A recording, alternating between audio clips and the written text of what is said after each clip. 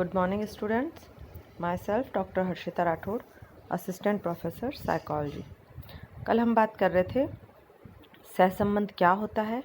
Statistics के अंतर्गत सहसंबंध किस तरीके से चरों के बीच में संबंध ज्ञात करने का क्या तरीका है, सहसंबंध गुणांक क्या है, इनकी परिभाषाएं और इनकी कुछ विशेषताओं की हमने बात की थी। आज हम बात करेंगे सहसंबंध के विभिन्न प्रकारों की। तो देखिए, इसमें मोटे मोटे तौर पे जब हम सहसंबंध को डिवाइड करते हैं या वर्गीकृत करते हैं तो उसके दो टाइप कहलाते हैं। पहला है लीनियर सहसंबंध, या जैसे हम कहते हैं रेखीय सहसंबंध, और दूसरा है नॉन लीनियर या अरेखीय सहसंबंध। ये रेखा या रेखीय जो है, ये सिर्फ इनके जो ग्राफ जब हम बनाते हैं तो वो किस तरीके का ग्राफ बनता है उसके आधार पे इनको वर्गीकृत किया गया है। जब दो चरों के बीच में ऐसा संबंध हो कि दोनों समान अनुपात में उनमें वृद्धि या ह्रास हो रहा हो, तो ऐसे में जो ग्राफ पेपर पे लाइन आती है वो एक सीधी लाइन आती है, और इसी वजह से इसे लीनियर या रेखीय सहसंबंध कहा जाता है। और जब हम ऐसे डेटा की बात करते हैं जिसमें कि ग्राफ पेपर पर पॉजिटिव और नेगेटिव दोनों तरीके के, यानी कि दोनों दिशाओं में चरों का आपस में सहसंबंध होता है, तो वहाँ पे जो रेखा बनती है वो वक्र रेखा होती है, यानी कि उसमें कर्व होता है, इसलिए उसे नॉन लीनियर कोरिलेशन कहा जाता है। तो ये तो बात हो गई कि ग्राफ पेपर पे जिस तरीके की जो इनका ग्राफ बनता है उसके आधार पे दो तरीके से बांटा गया है। अब अगर हम देखना चाहें इसमें से, देखिए, अरेखीय तथा वक्र रेखीय सहसंबंध में एक चर के बढ़ने पर दूसरा चर कुछ सीमा तक बढ़ता है और फिर घटने लगता है। जैसा कि मैंने अभी आपको बताया था कि वक्रीय कब होगा, जब उनके बीच में सकारात्मक और नकारात्मक यानी पॉजिटिव और नेगेटिव दोनों ही रिलेशन हो, यानी कुछ समय तक तो दोनों चरों की दिशाएं समान जा रही हो और कुछ समय के बाद दोनों चर विपरीत दिशा में हो जाए। ऐसी स्थिति में वक्र रेखीय सहसंबंध दोनों के बीच कहलाएगा। इसे मैं आपको इस तरीके से बता सकती हूँ। जो ग्राफ बनता है, आप देखिए, इस तरीके का या इस तरीके का जब ग्राफ बनता है तो इसे हम रेखीय सहसंबंध कहते हैं, क्योंकि ये एक सीधी रेखा, ये कहीं भी हो सकती है, इस तरीके से बनता है, जबकि ये इस तरीके से होता है, लेकिन ये सीधी रेखा बनती है, चाहे नीचे की तरफ आए चाहे ऊपर की तरफ आए। अभी आपको बताएंगे कि कौन सा सकारात्मक है और कौन सा नकारात्मक। लेकिन जब दो चरों के बीच में सहसंबंध कुछ समय तक सकारात्मक होकर फिर नकारात्मक हो जाए, तो इस तरीके का जो ग्राफ बनता है, यानी कि ये देखिए रेखा कर्व में आ गई, तो इसे बोलते हैं वक्रीय सहसंबंध। तो इस आधार पर सहसंबंध को दो भागों में इनमें बांटा गया है। अब यदि हम रेखीय सहसंबंध की बात करें, लीनियर कोरिलेशन की, तो लीनियर कोरिलेशन को मुख्यतः दो तरीके का बांटा है, पॉजिटिव यानी धनात्मक और नेगेटिव यानी कि ऋणात्मक। तो अब हम बात करेंगे पॉजिटिव कोरिलेशन की। पॉजिटिव कोरिलेशन देखिए, जब दो चरों के बीच में ऐसा संबंध हो कि दोनों समान दिशा में रहें, ये मैं पहले भी बता चुकी हूँ। जब दो चरों की दिशा बढ़ने या घटने की दिशा समान हो तो उसे हम धनात्मक सहसंबंध कहते हैं। अर्थात यदि एक चर बढ़ रहा है और दूसरा भी उसके साथ बढ़ रहा है तो दोनों की दिशाएं, देखिए इस तरीके से, यदि एक चर बढ़ रहा है और दूसरा भी उसके साथ बढ़ रहा है तो दोनों की दिशा किस तरफ हुई, ऊपर की तरफ, यानी कि बढ़ते हुए में, तो ये पॉजिटिव कोरिलेशन कहलाएगा। इसी तरीके से यदि एक चर कम हो रहा है और दूसरा भी उसके साथ कम हो रहा है, तब भी ये पॉजिटिव कोरिलेशन ही कहलाएगा, क्योंकि दोनों की जो दिशा है वो समान है, दोनों एक ही तरफ नीचे की तरफ आ रहे हैं, तो इसे हम नकारात्मक नहीं बोलेंगे, इसे भी सकारात्मक सहसंबंध ही बोलेंगे। तो देखिए, इसमें आपको जो दे रखा है परिभाषा वो मैं आपको बता दूं। चैपलिन ने जो परिभाषा दी है, धनात्मक सहसंबंध बतलाता है कि एक चर की उच्च स्थिति दूसरे चर की उच्च स्थिति से संबद्ध है। इसी प्रकार रेबर और रेबर ने जो परिभाषा दी है, धनात्मक सहसंबंध वह सहसंबंध है जिसमें एक चर में वृद्धि होने पर दूसरे चर में भी वृद्धि होती है। और इसको आप अगर थोड़ा सा लॉजिकली समझें तो जब वृद्धि होने के साथ वृद्धि हो रही है तो कमी होने के साथ कमी भी होगी। ये दोनों ही बातें एक जैसी है। इसमें एक एग्जाम्पल के थ्रू हम कर सकते हैं, जैसे कि यदि हम बुद्धि और उपलब्धि, यानी जिनमें बुद्धि अधिक है उनका अचीवमेंट लेवल भी अधिक होगा, तो ये कैसा सहसंबंध है? धनात्मक सहसंबंध। और यदि जिस व्यक्ति की बुद्धि कम है तो उसका उपलब्धि स्तर भी कम होगा, अर्थात ये दोनों नेगेटिव में जा रहे हैं, तब भी ये धनात्मक सहसंबंध कहलाएगा। तो इस तरीके से हम कह सकते हैं कि जब दो चरों के बीच संबंध जो है वो समान दिशा में हो तो हम उसे धनात्मक या पॉजिटिव सहसंबंध कहते हैं। यानी एक चर में अगर वृद्धि होने पर दूसरे में वृद्धि, एक चर में ह्रास होने पर दूसरे में ह्रास, ये दोनों ही चीज़ें यदि होती है तो वो सकारात्मक या धनात्मक सहसंबंध कहलाता है। अब हम बात करते हैं नकारात्मक सहसंबंध की। तो देखिए, नकारात्मक सहसंबंध कब कहेंगे? मैंने आपको पहले भी बताया, जब आपके चरों की दिशाएं विपरीत हो जाए, यानी एक चर अगर बढ़ रहा है और दूसरा चर कम हो रहा है तो ये कैसा है? ये नेगेटिव कोरिलेशन कहलाएगा। यानी एक चर बढ़ता है दूसरा चर कम होता है। इसे इस तरीके से भी ले सकते हैं कि एक चर कम हो रहा है और दूसरा चर बढ़ रहा है, तब भी बात एक ही है। दोनों की दिशाएं कैसी है? दोनों की दिशाएं एक दूसरे के विपरीत है। इसलिए ऐसी परिस्थिति में दोनों को ही हम नकारात्मक सहसंबंध कहेंगे या ऋणात्मक सहसंबंध कहेंगे। जैसा हम एक उदाहरण से समझ सकते हैं कि यदि हम प्रयास और त्रुटि की बात करें, दोनों यदि चर हैं, तो जैसे जैसे प्रयास बढ़ेंगे, आप मान सकते हैं किसी भी चीज़ के लिए यदि आप प्रैक्टिस करेंगे तो जैसे जैसे प्रयास या प्रैक्टिस बढ़ेगी वैसे वैसे त्रुटि यानी कि आपकी जो एरर्स हैं वो कम होती चली जाएगी। तो इसके आधार पे हम बता सकते हैं कि प्रयास और त्रुटि के बीच कैसा सहसंबंध है? ऋणात्मक सहसंबंध है। तो इसी को बताते हुए आप देखिए, चैपलिन ने इसकी जो परिभाषा दी है वो हम बात करेंगे उसके बारे में। ये देखिए, चैपलिन ने कहा, ऋणात्मक सहसंबंध वह सहसंबंध है जिसमें एक चर के बढ़ने पर दूसरा चर घटता है।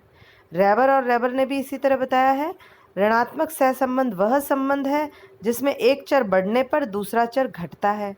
और इसी को उल्टे में बोले तो एक चर के घटने पर दूसरा चर बढ़ता है। बात सेम है।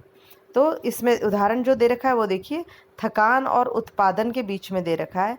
यानी यदि व्यक्ति में थकान बढ़ती जाएगी तो उसकी उत्पादकशीलता यानी प्रोडक्टिविटी कम हो जाएगी। नेचुरल है, आप अगर कोई काम करते करते बहुत थकते जाएंगे तो थकान के साथ साथ आपका जो काम का परफॉर्मेंस जो है, उत्पादन शक्ति जो है, वो कमज़ोर होती चली जाएगी। तो ये कैसा सहसंबंध है दोनों के बीच? ऋणात्मक सहसंबंध।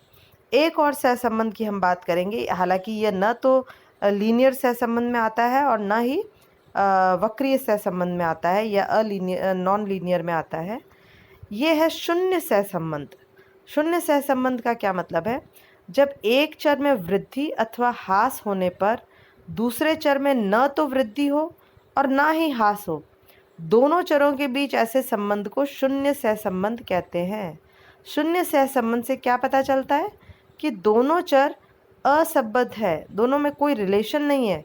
लेकिन इसका अर्थ ये नहीं है कि दोनों चर एक दूसरे से स्वतंत्र है। यानी कि उदाहरण के लिए उछाल प्रशिक्षण, यदि हम बॉल को टॉस करने की जो प्रशिक्षण है उसे लें, टॉसिंग ट्रेनिंग, तथा पठन योग्यता रीडिंग एबिलिटी, तो इन दोनों के बीच संबंध देखा जा सकता है। लेकिन ये कैसा कोरिलेशन होगा? ज़ीरो। आप भी सोच सकते हैं बॉल को उछालने का पढ़ने की से या रीडिंग एबिलिटी से क्या संबंध है? कोई संबंध नहीं है। हाँ, इनके बीच में आप संबंध निकालना चाहें निकाल सकते हैं कि हम बढ़ा रहे थे तब पढ़ाई घट रही थी, लेकिन इन दोनों का आपस में कोई रिलेवेंस नहीं है, कोई आपस में इनकी क्या कहना चाहिए, जुड़ाव नहीं है। तो इसलिए हम ऐसे कोरिलेशन को ज़ीरो कहेंगे। यदि हम कह दें कि साहब जब जब बीजेपी की सरकार आती है तब तब टमाटर के भाव बढ़ जाते हैं। तो ये कहीं न कहीं इकोनॉमिकली जोड़ सकते हैं, लेकिन इसको आप पूरी तरीके से सरकार के आने और जाने से इस टमाटर के भाव को नहीं जोड़ा जा सकता। उसके साथ और भी कई परिस्थितियाँ होंगी। उस साल फसल कैसी हुई है, उस साल किसानों को क्या नुकसान हुआ है, किसानों ने क्या चीज़ करी है, तो कई सारी चीज़ मिलकर इस पे प्रभाव डालती है। तो इस तरीके से हम देख सकते हैं कि कई बार हम सिर्फ संबंध निकालने के लिए, सहसंबंध निकालने के लिए निकाल देते हैं, लेकिन उनका आपस में कोई सेंस नहीं है। आप कहें कि जब बच्चे खेल कूद में ज़्यादा भाग लेते हैं तो उससे उनकी पढ़ाई और ज़्यादा बढ़ती है, तो इससे कुछ सेंस नहीं निकल कर आता। पढ़ाई का मेजरमेंट, पढ़ाई करने का या उनके जो एकेडमिक्स में मार्क्स आ रहे हैं उसका मेजरमेंट अलग है, उसके पीछे अलग फैक्टर कार्य करते हैं, जबकि खेलने के पीछे अलग फैक्टर कार्य करते हैं। तो इन दोनों को आप जोड़कर देख सकते हैं, लेकिन कोई सेंस नहीं निकलता, इसलिए इनके बीच के सहसंबंध को शून्य सहसंबंध कहते हैं। तो इस तरीके से हमने देखा कि जो मोटे तौर पे हम देखें तो अब आपके सामने सबको अगर हम कैटेगरी को हटा दें तो मोटे तौर पे आपके सामने 4 तरीके के सहसंबंध हैं। पहला आपका पॉजिटिव या धनात्मक सहसंबंध, दूसरा जो आपका है वो नेगेटिव या ऋणात्मक सहसंबंध, तीसरा जो आपका है वो भी मैंने बताया शून्य सहसंबंध, और चौथा जो है वो है वक्रीय सहसंबंध। एक बार हम वक्रीय सहसंबंध के बारे में अब बात करेंगे। तो देखिए, जैसा मैंने बताया, मैं इनके ग्राफ के आधार पे आपको बताना चाह रही हूँ कि जब हम पॉजिटिव सहसंबंध की बात करते हैं तो उसका ग्राफ जो है वो इस तरीके का बनेगा। यानी कि यदि यहाँ पे 1 2 3 4 ले लें, इस तरह यहाँ 1 2 3 4 ले लें, तो देखिए आप ये कोई एक वेरिएबल है और यहाँ पे ओ एक्स पे ये आपका ओ एक्स एक्सेस है, ये ओ वाई एक्सेस है। ओ एक्स पे आपका एक वेरिएबल है और ओ वाई पे आपका दूसरा वेरिएबल है।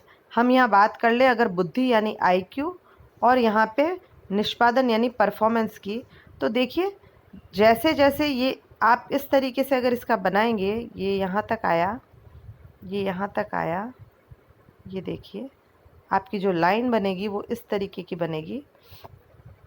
यानी अगर आपका IQ 1 पॉइंट है तो यहाँ पे आपकी जो परफॉर्मेंस है वो भी 1 पॉइंट है। जब आपकी IQ बढ़ गई, 2 पॉइंट हो गई, तो यहाँ परफॉर्मेंस भी आपका 2 बढ़ गया। यहाँ आपकी 3 पॉइंट हो गई IQ, तो आपका परफॉर्मेंस भी 3 पॉइंट हो गया। तो आप देख सकते हैं कि दोनों ही चर आगे बढ़ रहे हैं। यानी कि एक बार फिर से आप इसे देखिए, आपके जो 2 चर हैं सकारात्मक सहसंबंध में हमेशा दोनों चर जो हैं वो इस तरीके से आगे बढ़ते हुए दिखाई देंगे। यानी ये एक बढ़ रहा है तो दूसरा भी 1 पॉइंट बढ़ रहा है, ये दूसरा बढ़ रहा है, ये बढ़ रहा है, दोनों आपस में आगे की तरफ बढ़ रहे हैं। तो ये कैसा है? सकारात्मक सहसंबंध। यानी कि कभी भी पॉजिटिव जो कोरिलेशन है उसकी जो लाइन है वो इसी तरीके की आएगी। ये अलग बात है कि थोड़ी नीचे ऊपर हो जाए, लेकिन हमेशा इस तरीके की लाइन ग्राफ में आएगी, तो वो पॉजिटिव कोरिलेशन को दर्शाता है, पॉजिटिव सकारात्मक या धनात्मक। और जब आप नेगेटिव कोरिलेशन देखेंगे तो देखिए, यदि आपके पास, फिर से बना रही हूँ मैं, ये देखिए, यदि आपने ये ओ एक्स है और ये ओ वाई है, यहाँ पे आपने 1 2 3 4 ये ले रखे हैं पॉइंट्स, यहाँ पे भी आपने 1 2 3 4 ले रखे हैं। और अगर हम इसकी बात करें एक बढ़ना और दूसरे घटने की, आपका नेगेटिव कोरिलेशन सदैव इस तरीके का आएगा।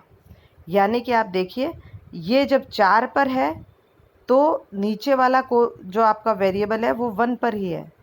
ये जब 4 से कम 3 पर आया तो ये आपका 2 पर, यानी ये बढ़ गया। इधर ये बढ़ रहा है, इधर ये नीचे आ रहा है, आप देख पा रहे हैं। ये वाला फिर आपका ये 1 पर आ गया तो ये आपका 3 पे पहुंच गया। आ रही है आपको बात समझ में? ये अगर हम 1 2 3 माने तो एक चर जब 1 पर है, यानी कि ये अपने सबसे कम स्तर पर है, तब दूसरा चर अपने सबसे हाईएस्ट स्तर 3 पर है। इसी तरीके से जब ये 2 पर आता है, ये 1 से बढ़कर 2 पर आ रहा है, जबकि ये 3 से नीचे की तरफ आ रहा है 2 पर, तो ये आपका कम हो गया। ये वाला वेरिएबल नीचे की तरफ जा रहा है, ये आगे बढ़ रहा है। जब ये 3 पर आया, यानी जब ये अपनी मैक्सिमम पे पहुंचा, तब ये वाला वेरिएबल आपका 1 पे ही आ गया। अर्थात कभी भी जब हम नेगेटिव कोरिलेशन लेंगे तो उसकी जो रेखा बनेगी ग्राफ पेपर पे वो इस तरीके की ही बनेगी। तो ये आपका कहलाता है नेगेटिव कोरिलेशन। अब हम बात कर रहे थे वक्रीय या नॉन लीनियर कोरिलेशन की। इसमें हमेशा एक समय तक तो दो चरों के बीच में सकारात्मक सहसंबंध होगा और कुछ समय के बाद वो नकारात्मक में बदल जाएगा। ये देखिए, ये पॉजिटिव की लाइन है और ये नेगेटिव की लाइन है। अब आप कहेंगे ये ऐसा कौन सा है जो कभी पॉजिटिव होता है कभी नेगेटिव? आप ले सकते हैं आपका एज एंड हेल्थ। हेल्थ जो है एक एज तक करीब 20-25 की साल तक तो लगभग हर एक की जो एज है, एज के साथ साथ आपकी क्या होती है, हेल्थ बढ़ती है, इम्प्रूव होती है। लेकिन जैसे ही आप 25-30 के आसपास पहुंचते हैं फिर बॉडी में डिक्लाइन शुरू होता है। तो उसके बाद आप देखिए जैसे जैसे उम्र बढ़ती जाती है बीमारियां आना और हेल्थ कमज़ोर होना शुरू हो जाता है। जनरली ये एक जनरल पर्सपेक्टिव है। यदि व्यक्ति एक्सरसाइज कर रहा है, सब कुछ कर रहा है, तो स्टेबल भी रह सकता है। तो ये चीज़ कैसे किसको दर्शाती है? वक्रीय कोरिलेशन को। ये देखिए यहाँ पे ये दोनों बढ़ रहे हैं, ये एक लेवल तक, और उसके बाद ये यहाँ से कैसा आ रहा है, ये कम होता जा रहा है। ये यहाँ से देखिए ये कम होता जा रहा है, ये कम होता जा रहा है। तो इस तरीके का जो सहसंबंध होता है उसे हम वक्रीय कोरिलेशन कहते हैं। और जो शून्य कोरिलेशन है उसकी एक तरीके से इस तरीके का ग्राफ बनता है, इसलिए इसे शून्य कोरिलेशन कहा जाता है। तो अब आप समझ गए होंगे कि कोरिलेशन के 4 प्रकार हैं दिशा के आधार पे: धनात्मक, ऋणात्मक, वक्रीय और शून्य सहसंबंध। तो हमने इन सब की बात करी है। अब कल हम बात करेंगे सहसंबंध गुणांक और उसके प्रकारों की। Thank you.